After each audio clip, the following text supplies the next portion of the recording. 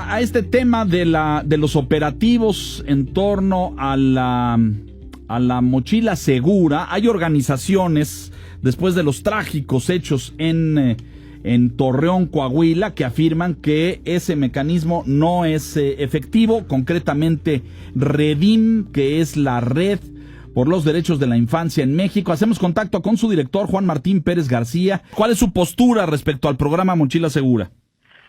Bueno, hay que tener presente que este programa surge en un contexto de militarización que emprendió el presidente Calderón y que formalizó en 2007 y que lamentablemente desde aquel momento fue señalado como violatorio de derechos humanos.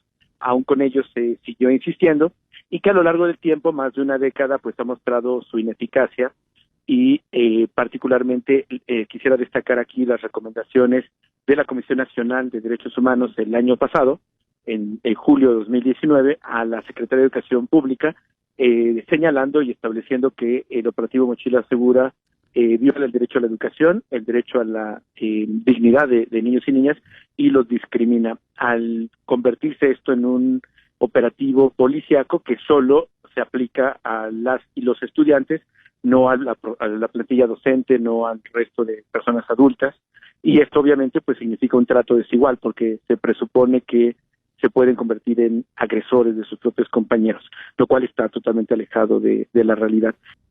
Sí, tenemos que tener el universo para tomar evidencia del universo de delitos que se cometen en este país. La participación de niños, niñas y adolescentes no supera el 5%. Casi el 100% de los hechos delictivos no ocurren en los establecimientos educativos, sino fuera de ellos.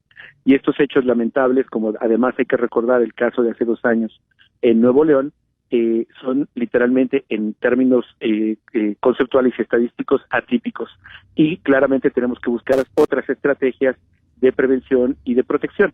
Hay que destacar, Leonardo, que este operativo Mochila Segura significa también un negocio que hay detrás, la renta de arcos metálicos, el contratar antidoping o policías, y que tenemos que ser cuidadosos de que la tragedia no se use para lucrar con ella. En concreto, para el ingreso de armas o de sustancias a los planteles, ¿qué mecanismos preventivos proponen ustedes? Hay 3 esenciales y sin duda es asumir que esto es una corresponsabilidad con las familias. Las familias son las responsables de que una cosa como ella llegara a suceder, de tal manera que hay que involucrar con mucha más fuerza e intención a padres y madres de familia. Segundo, tenemos que hablar de estos temas. Llevamos 13 años en un contexto de violencia armada generalizada, sin que se le explique a niños y niñas qué está sucediendo y dejándolos literalmente que se elaboren su propia explicación. Y hay que trabajar con ellos en las escuelas y ver cómo entre todas y todos nos cuidamos. Y tercero, muy puntual, por supuesto que pudieran suceder casos que tendrían que ser abordados, y para eso ya existen mecanismos establecidos por la Secretaría de Educación Pública, por ejemplo, la convivencia escolar, que es un tema híbrido que da algunas alternativas, y creo que sobre eso se puede trabajar. Tenemos los elementos institucionales, creo que lo que hace falta es colocar el debate. Invitaría a que pensemos que el problema no es si es mochila segura o no, el problema es la violencia que viven niños y niñas, incluso dentro de los establecimientos, y que el Estado en su conjunto, la sociedad en su conjunto, como personas adultas, tenemos responsabilidades concretas que hacer.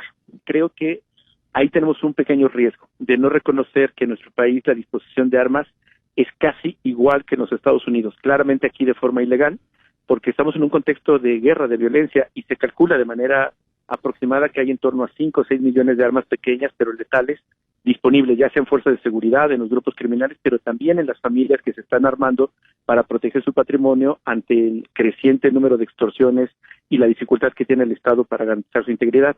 Este acontecimiento no sabemos, la Fiscalía tendrá que explicar, como sucedió también en Nuevo León, pero el hecho de que en las familias existan armas, ya sean legales o de forma ilegal para su protección, nos habla precisamente de esta disponibilidad que está ahí.